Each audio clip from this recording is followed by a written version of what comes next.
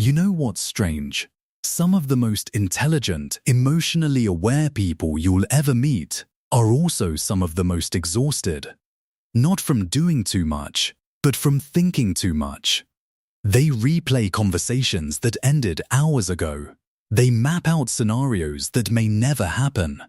They lie awake at 2 a.m., not because something went wrong, but because their brain refuses to stop asking what if.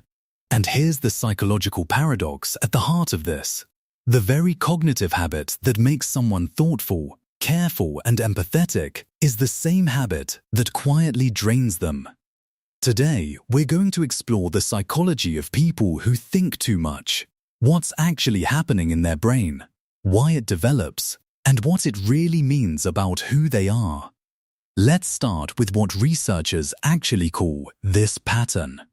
Psychologists refer to it as maladaptive rumination, a tendency for the mind to circle back to the same thought loops repeatedly, especially around uncertainty, past events, or social situations. Studies out of Yale and the University of Michigan have consistently shown that people who ruminate aren't doing so because they're weak or anxious. In many cases, they're doing so because their brain is exceptionally good at pattern recognition. It's always scanning, always processing, always looking for meaning. The problem isn't the intelligence. It's that the system never gets a signal to stop. Neurologically, this comes down to a structure you've probably heard of, the prefrontal cortex. This is the part of your brain responsible for planning, analysis, and self-reflection. In overthinkers, this region tends to stay highly active even during downtime. Meanwhile, the default mode network, which is the brain's background processing system, keeps generating internal monologue.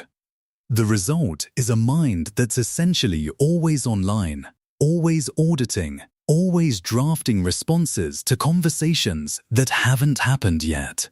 What's fascinating is that this pattern usually doesn't start in adulthood. For a large number of overthinkers, the habit begins in childhood or adolescence, often in environments where outcomes felt unpredictable. When a child grows up in a household where moods shifted without warning or where mistakes had disproportionate consequences, the young brain learns a very logical survival strategy. Think ahead. Anticipate everything. If you can predict what's coming, maybe you can protect yourself. Overthinking in this light isn't a flaw. It's an adaptation. A very smart nervous system doing exactly what it was trained to do. Now, here's something interesting to pause on. Not all overthinking looks the same. Psychologists generally identify two distinct types. The first is reflective rumination, where the person turns inward to understand themselves, process emotions, and make sense of the world. This version, when balanced, can be a genuine strength.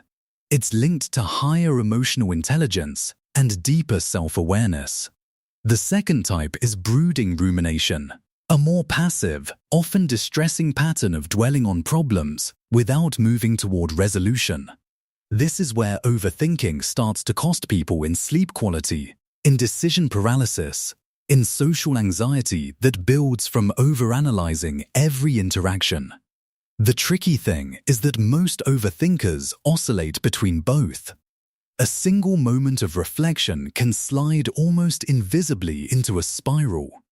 And because the thinking feels productive because the brain is actively engaged, it can be genuinely difficult to notice when you've crossed from processing to ruminating. Cognitive psychologists describe this as the illusion of mental progress. The mind feels like it's solving something, but it's actually just looping. And this is where dopamine becomes part of the picture. Your brain releases small amounts of dopamine during the act of problem solving, even imagined problem solving. So when an overthinker runs through a scenario, analyzing every angle, constructing mental arguments, the brain is partially being rewarded just for the activity itself, not for arriving at an answer, just for thinking. This is why telling someone to just stop thinking about it is neurologically naive. The brain has a chemical incentive to keep going. So what does this pattern actually reveal about a person? Here's what the research suggests, and it might not be what you expect.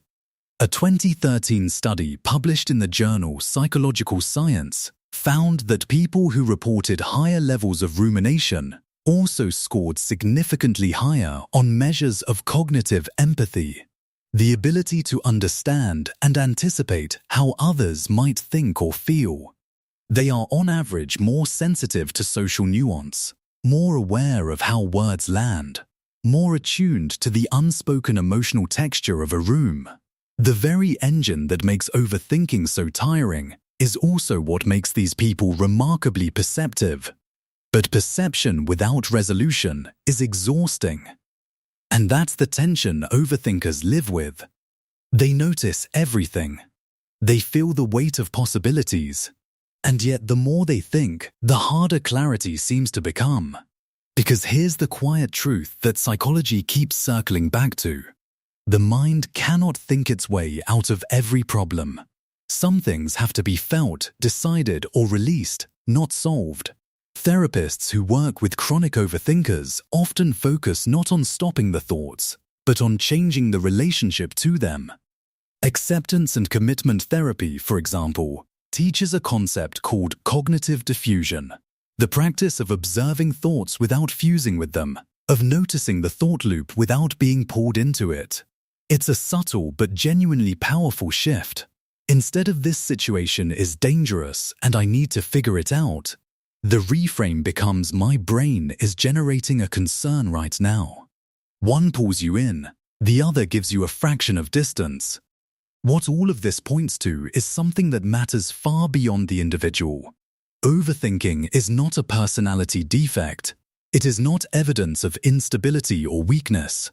It is at its core a highly active mind that learned to stay alert in a world that once felt uncertain. The challenge isn't to stop the thinking entirely. The challenge is to teach that mind gently and with patience that it is finally safe enough to rest. And maybe that's the most human thing about all of this. We all carry cognitive patterns shaped by experiences we didn't choose. Understanding them doesn't erase them, but it does change how much power they have over us. And sometimes that understanding is exactly where it begins.